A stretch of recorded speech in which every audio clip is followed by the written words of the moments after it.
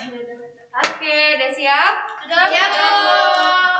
Ibu mulai. Assalamualaikum warahmatullahi wabarakatuh. Waalaikumsalam warahmatullahi wabarakatuh. Ke pasar malam makan opak. Cakep. Pulang-pulang dapat baju. Cakep. Jawab salamnya belum kompak. Ibu ulang. Assalamualaikum warahmatullahi wabarakatuh. Waalaikumsalam warahmatullahi wabarakatuh. Hadir semua anak-anak? Hadir. Semua sehat? Alhamdulillah. Tapi tadi kayaknya ibu dengar ada suara batuk-batuk juga ya? Ya. Ibu juga lagi batuk, nanti kalau sekiranya berjalan ada batuk-batuk dimaklumi ya. Iya, Bu. Ya. Oke, nah anak-anak semua hadir di sini. Ibu akan memberikan layanan nih. Layanan klasikal yaitu tentang perkawinan anak dan kehamilan remaja. Ya, anak-anak sekarang udah kelas 12. Ya kan? Umurnya berapa? 17 tahun. 18, 17. Oke. Masih usia Remaja. remaja semua. Kalau perkawinan itu biasanya usianya berapa ya? Saya juga 25, Ibu. Oke, sebutan dulu lagi sana. Oke, tapi sebelum kita lanjut, kita berdoa. Yang dulu. Ya, berdoa pimpin langsung, berdoa dimulai. Berdoa selesai. Iya, di sini ibu akan memberikan layanan tentang perkawinan anak dan kehamilan remaja. Kenapa ibu kasih layanan ini? Karena ibu mau anak-anak nih kan anak IPA ya, semua IPA, biarpun kalian sudah dapat pelajarannya tentang kehamilan, tentang reproduksi mungkin ya, IPA.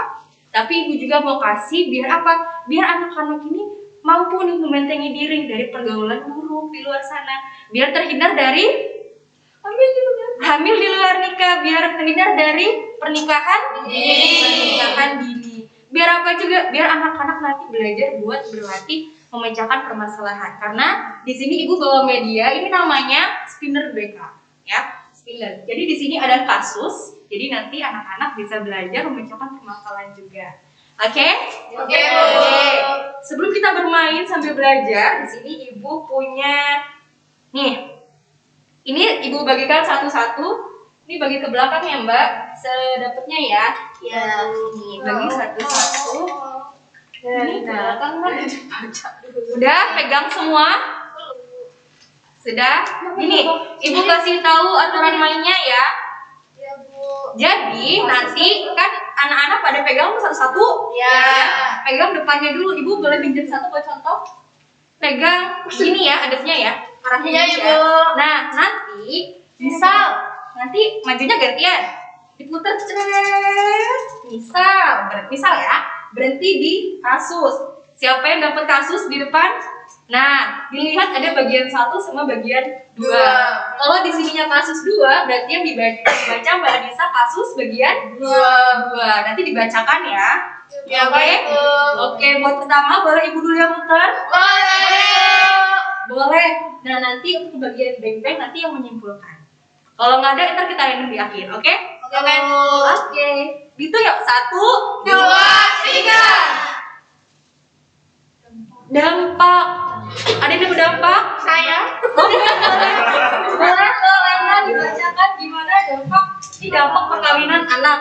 Dampak perkawinan anak itu yang pertama yang kata saya tadi itu pertama tekanan darah tinggi, resiko yang lebih berat mungkin anak-anak akan terjadi yaitu eklamsia atau kejang-kejang. Kemudian kelahiran bayi prematur sebelum usia 38 minggu, berat bayi lahir rendah atau BBLR, kematian ibu dan janin karena pendarahan, dan yang terakhir resiko bayi lahir stunting. Iya. Dampaknya ada lagi?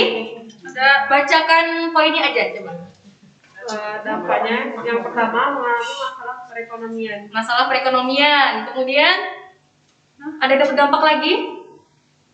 Ada yang dapat dampak lagi? Nggak ada? Nggak ada, Bu. Itu ngomong sama kamu. Iya, apa dibacain? Dibacain. Oke, ayo apa Mbak? Aspek psikologis, Psikologis emosi yang stabil, Iya, oke. Jadi Oke, makasih Mbak. Jadi tadi kalau misalkan anak-anak dengerin dampak dari perkawinan anak bisa dilihat dari segi kesehatannya, ya, kemudian psikologi, kemudian ekonomi.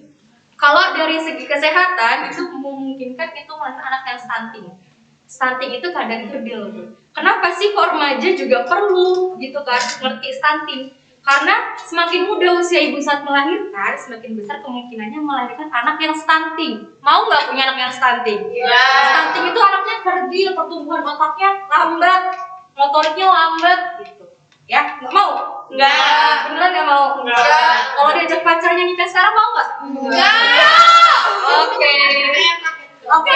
Ada yang mau mutu lagi? Ada yang aku. Oke, boleh maju Mbak. Semangat sekali. Beng. Siapa tahu dapat ya? Tantangan boleh. KPD. Apa tuh? KTD. Iya, ada yang dapat KTD? Saya Bu, Oke, boleh. kehamilan tidak diinginkan. Secara konseptual, istilah KPD juga diartikan sebagai untitled pregnancy. Kehamilan yang terjadi baik karena alasan waktu yang tidak tepat atau karena kehamilan tersebut tidak diinginkan. Iya, jadi KTD ini kehamilan tidak diinginkan. Ketika anak-anak nih ya melakukan pergaulan bebas, ya pacaran sama pacarnya, melakukan perilaku pacaran beresiko, ghosting. Apa kalau di bahasa di masyarakat? Hamidun. Wih, apa lagi banyak ya? Istilahnya kecelakaan seperti itu. Nah, ketika kita hamil dengan keadaan belum menikah, ya kan? Kita kan pengennya antara ngugurin ya sama mempertahankan. Itu cuma dua itu opsinya. Nah, ketika itu terjadi, namanya KTD ataupun kehamilan tidak diinginkan gitu. Ini salah satu dampak juga dari perkawinan dini. Perkawinan dini. Ketika misalkan biarpun mereka sudah menikah ya, misalkan nih udah menikah tapi keadaan ekonominya belum stabil, kemudian emosionalnya belum stabil, punya anak, kira-kira dia siap nggak nerima anak dalam kandungan itu? Siap nggak jadi ayah, jadi ibu? Belum ya, karena perkawinan anak ini sendiri itu sebuah perkawinan di mana salah satu ataupun keduanya mempelai ini ya masih berusia anak. Usia anak itu berapa? Di bawah 18 tahun. Sedangkan sah menurut undang-undang payung hukum tentang perkawinan kita di Indonesia, kalau salah satu ataupun keduanya ya kedua mempelai itu berusia 19 tahun. Ya? Udah 19 tahun belum? Belum. Kalaupun anak-anak udah 19 tahun, ya, tapi tolong nanti dulu nikahnya. Ya, setelah SMA lanjut kuliah. Mau kuliah, kerja atau nikah? Nikah. Oh, mau nikah. Nanti kalau nikah, kita lakukan dulu pendewasaan usia perkawinan. Apa ada yang tahu PUP? Pendewasaan usia perkawinan? Belum? Gitu ya, Bu. Pendewasaan usia perkawinan itu upaya kita untuk meningkatkan usia pada perkawinan pertama, sehingga nanti ketika kita melakukan pernikahan ya kita sudah mencapai usia ideal untuk menikah. Berapa kira-kira? Cewek 22, cowok 25. Tepat atau belum? Belum. Wih, apa yang benar? Cewek 21. Cowok 25. Oke, tepuk tangan dulu dong. Jadi, kalau pendewasaan usia perkawinan itu usia minimal menikah yang ideal untuk perempuan 21 tahun, kalau laki-lakinya 25. Nah, 25 keren. Oke, teman, anak-anak berdiri dulu. Berdiri dulu, coba. Tadi kan ada yang belum fokus, ya. Ada Mbak siapa tadi? Anita. Ya, Mbak Nisa tadi Mbak Linda juga nggak fokus ya. Ibu punya apa? Pulpen. Punya pulpen ya. Nanti kalau ibu lempar pulpennya, selama pulpen ini belum ibu pegang, anak-anak tetap tepuk tangan. Oh iya. Kecuali kalau pulpen ibu pegang, tepuk tangannya berhenti. Oke? Oke. Tes dulu apa langsung nih? Tes. Oke, tes ya. Nanti yang salah maju untuk menyimpulkan. Waduh, gitu. Oke, mulai ya. Yuk, dihitung, coba hitung bareng-bareng. 1, 2, 3. Oke, ada yang belum fokus. Silakan maju. Masih percobaan. Ya, sekarang mulai beneran ya. Iya. 1, 2, 3.